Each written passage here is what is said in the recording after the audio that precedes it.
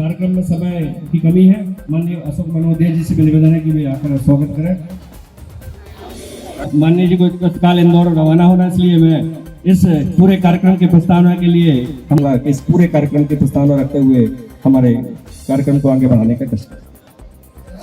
बोलिए भारत माता की,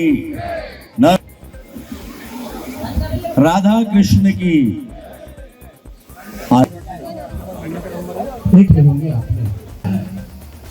उन सब में अभी लोग अपनी जिम्मेदारियों को समझते हुए राष्ट्र हित में आगे बढ़े, इस दिशा में लगातार वनवासियों के बीच में काम कर रहे हैं। और वनवासियों में भी अटूट श्रद्धा आदरणीय महेश शर्मा जी के लिए है, क्योंकि उनको भी लगता है कि एक व्यक्ति जिनका खाना पीना एकदम सादगी से भरा है, बिना तेल मसाले का थोड़ा सा कुछ खा लिया, और पूरा समय देश के लिए, जल के लिए और राष्ट्रवादी विचारों के लिए, उन्हीं कार्यों के लिए पूरा समय। और इसलिए जो वहां जाता है, जो उनके पास जाता है, वो उन्हीं का होके रह जाता है। ऐसे आदरणीय शर्मा जी हमारे बीच में आ जाएंगे। पहली बावड़ी का दर्शन किया अभी 10 मिनट पहले, और अभी इसका दर्शन किया। तो मैं यहाँ बैठा हुआ सोच रहा था कि आपके बीच में मैं क्या कहूँ। ये मेरे मन में एक उद्गार बन रहे हैं। तो त्रेता युग को कलयुग में साकार होते हुए देखा गया। वो त्रेता युग को कलयुग में क्या साकार होते हुए देखा? बहुत लोकप्रिय कथा है, लोक प्रसिद्ध कथा है कि भगवान राम ने पत्थर बनी हुई माँ अहिल्या का स्पर्श करके उद्धार किया। जल के लिए हुए सारे प्रयास तब सफल हो गए जब आदरणीय महेश शर्मा जी, जिन्हें देश के प्रधानमंत्री माननीय मोदी जी ने पद्मश्री सौंपा है, उनका आगमन हुआ और उन्होंने आशीर्वाद दिया।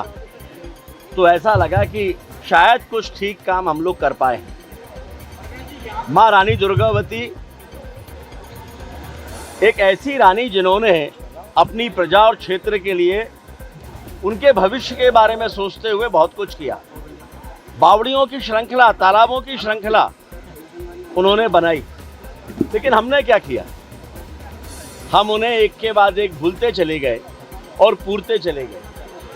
और इसलिए मुझे लगा कि यहाँ पर 2 बावड़ियाँ, गढ़ा में राधा कृष्ण मंदिर की पास वाली बावड़ी और उजारपुरवा की बावड़ी बलदेव बाग के पास, इन 2 को अगर एक बार हम संवार सके तो ऐसा लगेगा कि हमने कुछ किया है।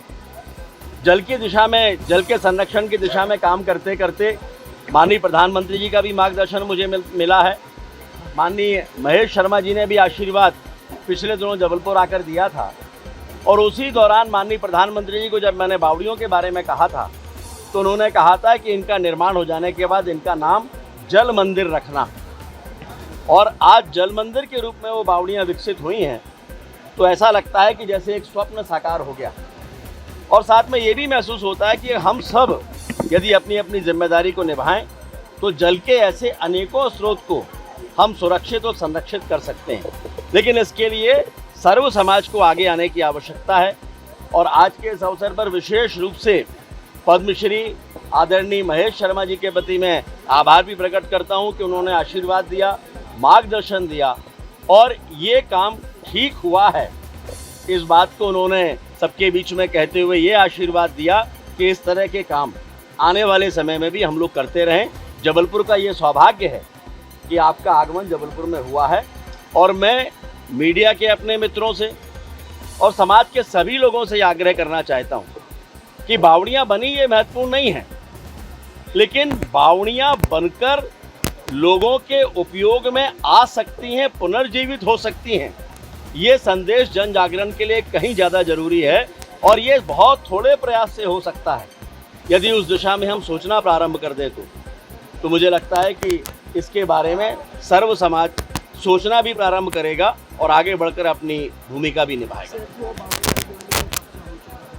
अनेकों बावड़ियां हैं जिन पे कब्जा भी हो चुका। मैंने कहा कि तालाब भी पूरे जा चुके हैं, बावड़ियाँ भी पूरी जा चुकी हैं, लेकिन ये सबकी सामूहिक जिम्मेदारी है कि अपने अपने जिम्मेदारी को निभाते हुए जो कुछ भी इनके लिए कर सकता है उसको करना चाहिए।